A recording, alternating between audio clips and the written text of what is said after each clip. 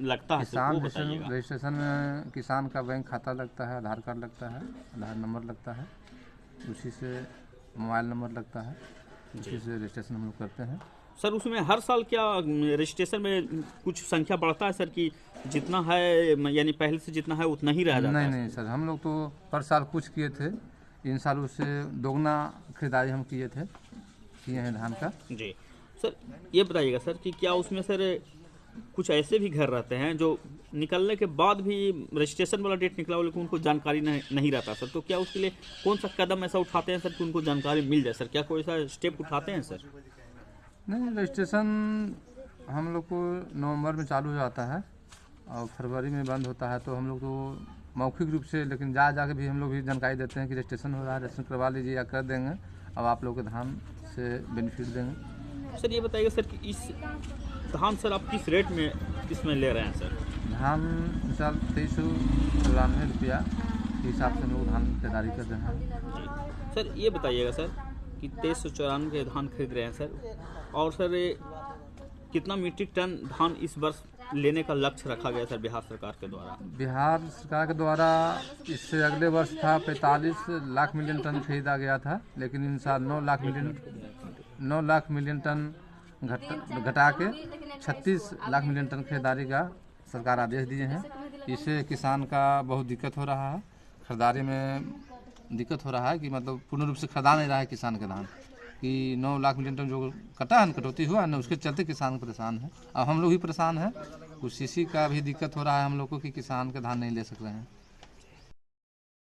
इस साल सर जो डेट जो है धान खरीदने का, कब किस महीना से किस महीना तक लास्ट रखा गया है सर?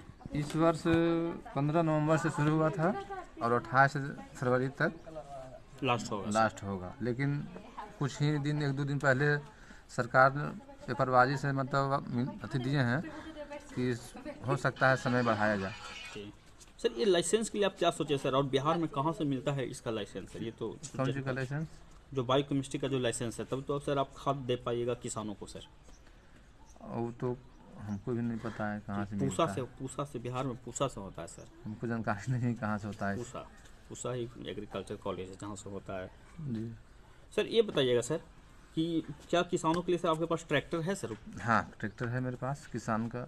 क्या उसमें और क्या क्या ट्रैक्टर के साथ ट्रैक्टर क्या के बाद क्या है? थ्रेसर है जी रोटावेटर है, उससे किसान के लाभ दिए हैं। किसान को जोते हैं खेत, उसमें कोई अथी नहीं लिए हैं। कितना एचपी का है वो ट्रैक्टर सर?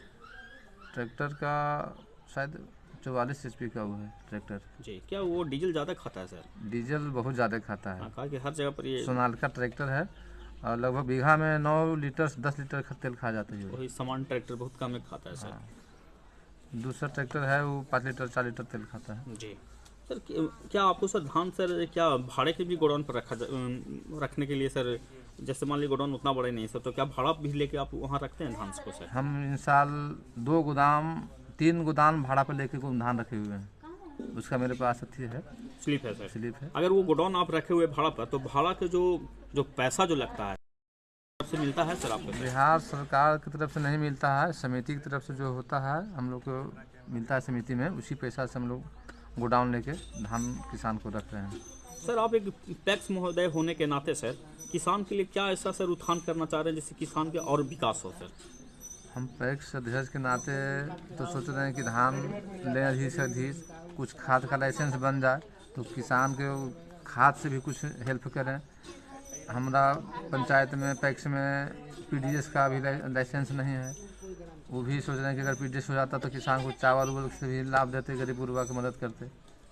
जी, और क्या ऐसा कमी सर आपको लग रहा है सर कि हम किसान के लिए वो कर सकते हैं सर? क्या क्या ऐसा कमी खल रहा है मन में सर? ये क्या कमी है? कमी बहुत चीज़ है, नहीं हम लोग फल कुछ बिया दे पाते हैं, नहीं कुछ दे पाते हैं किसान को। पंचायत में कुछ मिलता है ब्लॉक स्तर पर तो उन्हीं से उन्हीं हो जाता है, हम लोग को भी कुछ नहीं मिल पाता है, तो हम क्या किसान को लाभ दे सकें। जी सर, एक बार पुनः अपना और परिचय बताइए। क्या आप किसी पार्टी से हैं सर? नहीं, हम कोई पार्टी से नहीं है। अगर भविष्य में मिलता है पार्टी का ऑफर तो सर? अभी हल्का फल्का मतलब RJD पार्टी से हम लोग काम कर रहे हैं। जी चलिए सर, एक बार और अपना परिचय बताइएगा सर। नाम नाम लास्ट में आपका चैनल का बहुत बहुत धन्यवाद है लालमुनि जी। और मेरा नाम शिवनंदन कुमार हुआ, महुआ पैक्स अध्यक्ष हैं, ग्राम नोंडी, थाना बजीगंज, जिला गया का निवासी हैं। Okay sir. सबसे पहले अपना परिचय बताइएगा सर। मेरा नाम शिवनंदन कुमार हुआ, वर्तमान में महुआ पंचायत के पैक्स अध्यक्ष हैं। सर ये बताइएगा सर, क्या आपके पास बायोकेमिस्ट्री का लाइसेंस है सर? नहीं, मेरे पास तो नहीं है लाइसेंस। तो सर क्या किसानों को आप सर खाद का प्रोवाइड करवा चुके हैं सर, करवाए हैं सर इस सीजन में सर? नहीं, खाद का मेरा लाइसेंस नहीं है, मेरा लाइसेंस रद्द है खाद का। जी, खाद का लाइसेंस रद्द है सर। जब किसान को आप जब सर डीएपी यूरिया नहीं जब करवा पा रहे हैं सर, तो उनको सर आने जाने में तो जैसे दूर अगर बाजार से लाते होंगे सर, काफ़ी दूर पड़ता हो, काफ़ी परेशानी होता होगा सर। तो उसके लिए सर क्या आप सोचे हैं सर, और बिहार में कहाँ से होता है सर, ये तो भी बता सकते हैं सर? हम किसान के लिए तो सोच रहे हैं कि जल्द से जल्द हम खाद व्यवस्था करें। जी, इसका जिला से अथी होता है, हम लोग के कुछ करता है, बैंक के माध्यम से चालान करता है, ट्रेनिंग करने पड़ता है, उसके बाद लाइसेंस वगैरह बनता है, वो भी हम लोग को निरस्त मतलब है पूर्ण रूप से। सर ये बताइए सर कि कितना एमटी का आपके पास गोडाउन है सर? 200 MT का मेरे पास गोदाम है। लगभग होना चाहिए कितना एमटी का गोडाउन सर? लगभग 1000 MT का गोदाम होना चाहिए मेरे पंचायत में, क्योंकि हमारे पंचायत में धान का फसल बहुत ज़्यादा होता है। जी, तो सर क्या उसका कोई लिखित आवेदन या मौखिक क्या शिकायत या लिखित आवेदन दिए हैं सर? हाँ, लिखित आवेदन DCO के पास पहुँचाए हैं। मेरा प्रोसेस जारी है गोदाम के लिए।